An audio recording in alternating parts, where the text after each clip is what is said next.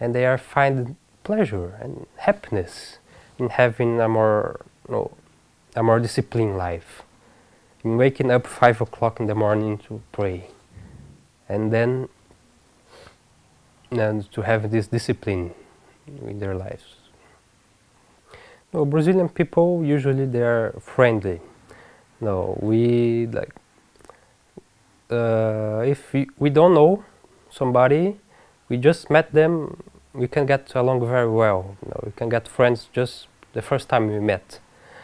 And we like to talk, we like to hear people and making friends. We are open people. We are not like, usually people from, for example, Europe, they are not so open like the Brazilian people. They are more close and more distant people. But we usually, of course, we are usually more open and more friendly. And for example, if somebody could came to spoke to them and say, "Oh no, Matt, hi, how are you?" And "Oh yes, I'm fine." "Do you know about Islam?" "Oh no, yes, I hear in the television." And could start a conversation and begin to teach them about Islam and say, "Oh no, I'm Muslim, and oh, this is my religion. Oh, interesting." And it could be an interesting way to do propagation, and people would listen. At least they would listen, because we are open-minded. We like to talk. Maybe something like this in Europe wouldn't work very much. I don't know. But in Brazil, some people they do some work like this in Brazil. There's an organization here that sometimes they go to a park, some parks, with a table with small books about Islam, and everybody that come, they give a book. "Oh, do you know about Islam? Oh, I'm Muslim. They want to know more about Islam," and it seems to work. People they get interested when they met people like this. Because the Brazilian community, the Brazilian Islamic community is not unified. There are many groups, many differences. So each group, like each mosque, they do like they want. Some, they create websites.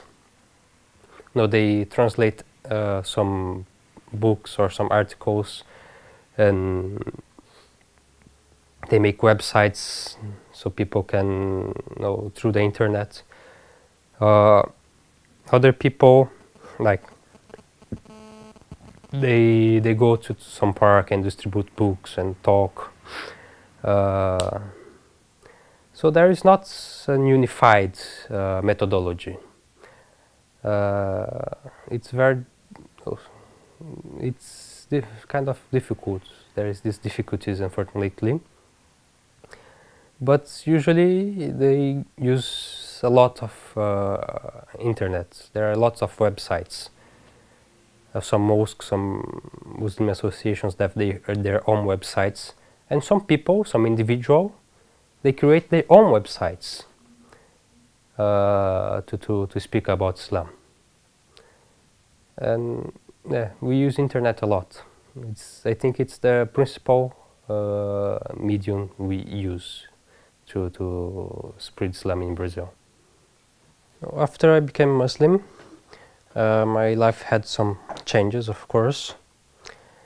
I had to pray 5 times a day. I had to abstain for some certain kind of foods.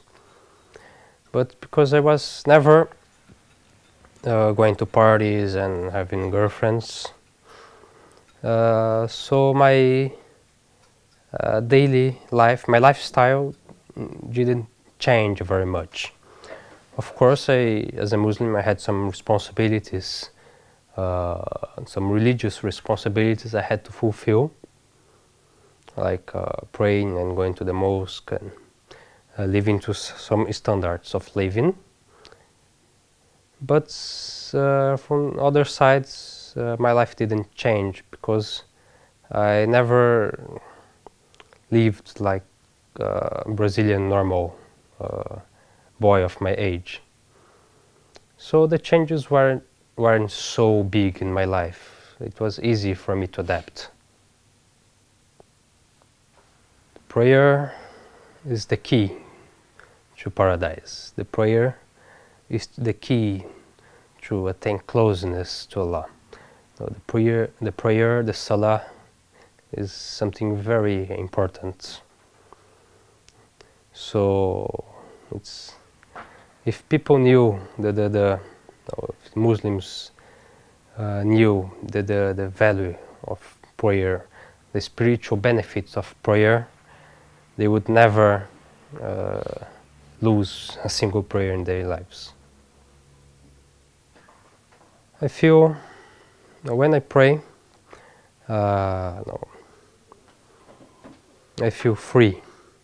I try to let all the world behind me. I try to let all the worries of this world behind and try to focus. And try to focus to have a perfect prayer. Because the prayer, especially it's the sajda, it's the moment we are more close to Allah.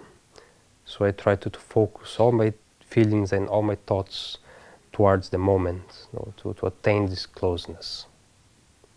The first time I had to fast in Ramadan was difficult, because I never had done such thing. It was a little difficult to adapt, but then the second, especially the third time, it was much easier. Now it's a time of the year I want to arrive soon, because now I feel, even don't eating, don't drinking, but I feel stronger. I feel stronger because my spirit gets stronger, and I like it very much. It's not, I don't feel, the hunger don't bother me, the weakness don't bother me, because I receive my strength from other sources when I am fasting. When people ask, when they ask, about Ramadan, you fast? Yes. You don't eat nothing? No, we don't. From the morning to night, we don't eat, we don't drink. Oh, how can you do that? It's so difficult, isn't it? Don't you feel hungry? Oh no, you're crazy. But now I explain to them, it's not. The first days it's may be difficult, but after 3-4 days you get used to it and you get stronger. The thing I most like in Islam is that you can have a very close relationship with Allah, with your Creator. For example, in Catholicism, you don't have the same closeness. Because you did something bad, you have to go to the priest for him to sin. You want to be close to God, you want to pray, you have to go to the mass, the priest has to pray. It's like if you go to God through the priest is between you and him. You can't be so close directly. Of course, the Christian, you can pray directed to God, but you can't be so close, because some things you have to have the priest to do for you. In Islam there is no such thing. You want to pray, you don't need to have a priest between you and God. You want to ask for forgiveness, you don't have to have someone to be between you and Allah to forgive you. That's the beauty. You can. This closeness, it's personal. It's not something cold that you have to have. In my opinion, the